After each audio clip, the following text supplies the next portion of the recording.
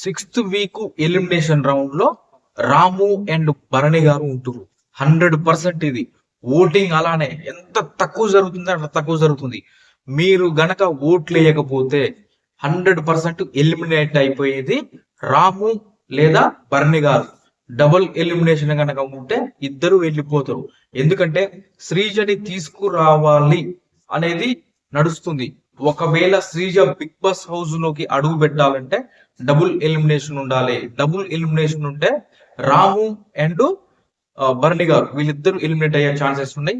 లేదు ఒకరే ఎలిమినేట్ అయిపోవాలంటే రాము కావచ్చు, అది భరణి గారు కావచ్చు. ఎందుకంటే ఎంత దారుణమైన ఓటింగ్ జరుగుతుందంటే వీళ్ళిద్దరు మంచి కంటెస్టెంట్లే, మంచిగా ఉంటారు, అంత బాగానే ఉంటది. కానీ కొన్ని కారణాల రీత్యా వాళ్ళు చేసుకున్నటువంటి కొన్ని మిస్టేక్స్ వల్ల ఇవాళ బాటంలో ఉంటున్నారు. రాముని గనక మీరు వచ్చిన కొత్తలో గనక చూసినట్లయితే 1-2 వీక్స్ స్టార్టింగ్ లో చాలా ఓటింగ్ జరిగేది. అదే విధంగా బర్నీ గారికి లాస్ట్ వీక్ వరకు కూడా ఏ రోజు కూడా బర్నీ గారికి ఈ పరిస్థితి రాలే. ఫస్ట్ టైం బర్నీ గారు లీస్ట్ లో 6 మెంబర్స్ నామినేషన్స్ లోకి వస్తే 5th ప్లేస్ లో బర్నీ గారు ఉన్నారు, 6th ప్లేస్ లో రాము రాథోడ్ ఉన్నారు. అసలు 5th 6th అనడం కూడా వేస్ట్.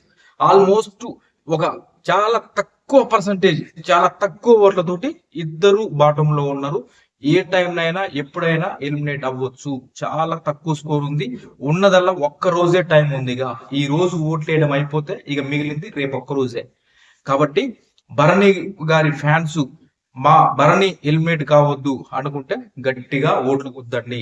ఒకవేళ తనుజకు సంబంధించిన వాళ్ళు కావచ్చు అండ్ దివ్యకు సంబంధించిన వాళ్ళు కావచ్చు, భరణి గారు ఉంటేనే బాగుంటది మా తనుజకి అండ్ మా దివ్యకి అనుకుంటే, మీరు కూడా కొంచెం వెయ్యాలనుకుంటే భరణి గారికి ఇస్తేనే అతనికి కొంచెం పెరిగి ఓట్లు ఏమైనా ఉండగలుగుతాడు.